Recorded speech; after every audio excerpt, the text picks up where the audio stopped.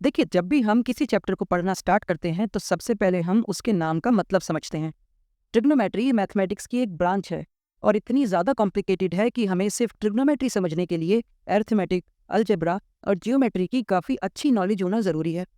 Trigonometry word ही बहुत interesting है। Trigonometry word बना है 3 शब्दों से, ट्राई, गॉन और मेट्रॉन। ट्राई का मतलब 3, गॉन का मतलब साइड्स और मेट्रॉन का मतलब मेजर करना या मापना है।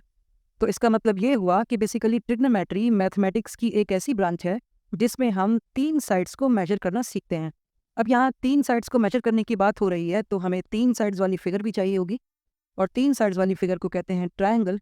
और इस चैप्टर में हम खास तौर से राइट एंगल ट्रायंगल की बात कर रहे हैं। यानी हम इस टॉपिक में जो भी पढ़ेंगे वो राइट एंगल ट्रायंगल से ही जुड़ा हुआ होगा। फिलहाल हम इस लेक्चर में इंट्रोडक्शन टू ट्रिग्नोमेट्री कवर करेंगे। टॉपिक को समझने के लिए कुछ क्वेश्चंस करेंगे और इस पूरे चैप्टर के क्वेश्चंस की प्रैक्टिस हम दूसरे वीडियो में करेंगे। अभी एक बार हम ये देख लेते हैं कि हम इस लेक्चर में क्या क्या टॉपिक कवर करने वाले हैं। देखिए, ये इस लेक्चर का ओवरव्यू है। इस लेक्चर में हम ये सभी टॉपिक्स डिटेल में कवर करने वाले हैं। आप इन टॉपिक्स को एक बार देख लीजिए। ये लेक्चर मैंने अपडेटेड सिलेबस के अकॉर्डिंग बनाया है और इस एक ही लेक्चर में आपके सभी डाउट्स क्लियर होने वाले हैं। ठीक है, तो अब हम अपने सबसे पहले टॉपिक पर आते हैं और इसे समझने की कोशिश करते हैं। इस लेक्चर में हम आगे बढ़ पाएँ उसके लिए हमें सबसे पहले एक चीज़ आनी चाहिए, जो है एक राइट एंगल ट्रायंगल में एक स्पेसिफिक एंगल के लिए परपेंडिकुलर, बेस और हाइपोटेनियस आइडेंटिफाई करना। देखिए, जब हम एक राइट एंगल ट्रायंगल को देखते हैं तो हम देखते हैं कि उसमें 3 एंगल्स हैं, जिनमें से एक एंगल तो 90 डिग्री का है और बाकी के 2 एंगल्स एक्यूट एंगल्स हैं, यानी वो 90 डिग्री से कम के हैं और जिनकी वैल्यू कुछ भी हो सकती है। उन 2 एंगल्स में से हम किसी भी एक एंगल को चुन लेते हैं और उसे नाम देते हैं थीटा।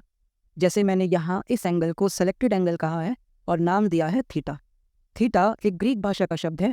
आपके सिलेबस में इसी तरह के शब्द यूज किए हुए हैं। अब इस पेज में हम इस थीटा के लिए 3 चीज़ों को आइडेंटिफाई करना सीखेंगे, परपेंडिकुलर, बेस और हाइपोटेनियस। वैसे तो आपको पहले ही पता होगा कि 90 डिग्री के जस्ट सामने वाली साइड हाइपोटेनियस कही जाती है। यही हाइपोटेनियस सबसे बड़ी साइड भी होती है। अब जो हमारा सेलेक्टेड एंगल थीटा है उसके जस्ट सामने वाली साइड कही जाएगी परपेंडिकुलर। जैसे यहाँ इस थीटा के लिए साइड ए भी परपेंडिकुलर है और जो साइड थीटा के जस्ट बगल से निकलती है, जिस पर थीटा बेस बनाकर खड़ा हुआ है, वो कही जाती है बेस। जैसे यहाँ साइड बी सी बेस है और इसी बेस पर साइड ए भी परपेंडिकुलर है, इसीलिए इन्हें परपेंडिकुलर और बेस कहा जाता है। यहाँ इस बात पे ध्यान दीजिए कि अगर हम दूसरे एंगल को अपना सेलेक्टेड एंगल मानेंगे तो हमारे परपेंडिकुलर और बेस की वैल्यू भी बदल जाएगी। इस केस में बी सी परपेंडिकुलर और ए बी बेस हो जाएगा। बस हाइपोटेनियस वही साइड रहेगी, क्योंकि हाइपोटेनियस चेंज नहीं होता। उसकी वैल्यूज सेलेक्टेड एंगल पर डिपेंड नहीं करती, यानी एंगल इन दोनों में से कोई भी हो, हाइपोटेनियस वही रहता है। अब इस टॉपिक को अच्छे से समझने के लिए हम कुछ एग्जाम्पल्स लेते हैं। यहाँ इस पेज में हम इन सभी राइट एंगल ट्राइंगल्स में थीटा के लिए परपेंडिकुलर, बेस और हाइपोटेनियस आइडेंटिफाई करेंगे। सबसे पहले हम हाइपोटेनियस पता करेंगे, क्योंकि हाइपोटेनियस पता करना सबसे ज़्यादा इजी है। हाइपोटेनियस वही साइड है जो 90 डिग्री के जस्ट सामने वाली है। उसके बाद परपेंडिकुलर और बेस पता करेंगे। जैसे इस केस में ए सी 90 डिग्री के सामने की साइड है, यानी ए सी हाइपोटेनियस है। अब क्योंकि इस एंगल को हमने थीटा लिया है, तो अब थीटा के सामने वाली साइड बी सी परपेंडिकुलर है और जो साइड बच गई है ए बी, जो थीटा के बगल से निकल रही है, वो साइड होगी बेस। ठीक यही लॉजिक हम इन सभी ट्राइंगल्स में लगाएंगे। जैसे यहाँ इस केस में क्यू आर होगी हाइपोटेनियस, क्योंकि ये 90 डिग्री के सामने वाली साइड है। पी आर होगी परपेंडिकुलर, क्योंकि ये थीटा के जस्ट सामने वाली साइड है। और जो साइड बच गई है पी क्यू, जो थीटा के बगल से निकल रही है, वही बेस कही जाएगी।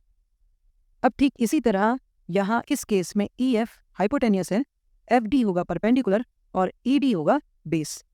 आप प्लीज़ ये वीडियो रोक कर एक बार इन सभी ट्राइंगल्स को ट्राई कर लीजिए। अब हम आते हैं अपने नेक्स्ट टॉपिक की तरफ। देखिए, इस पेज में हम ट्रिग्नोमेट्रिक रेशोज़ के बारे में पढ़ेंगे। ये ट्रिग्नोमेट्रिक रेशोज़ ट्रिग्नोमेट्री के वो लड़के हैं जिनके साथ आपको हर हाल में दोस्ती करनी होगी।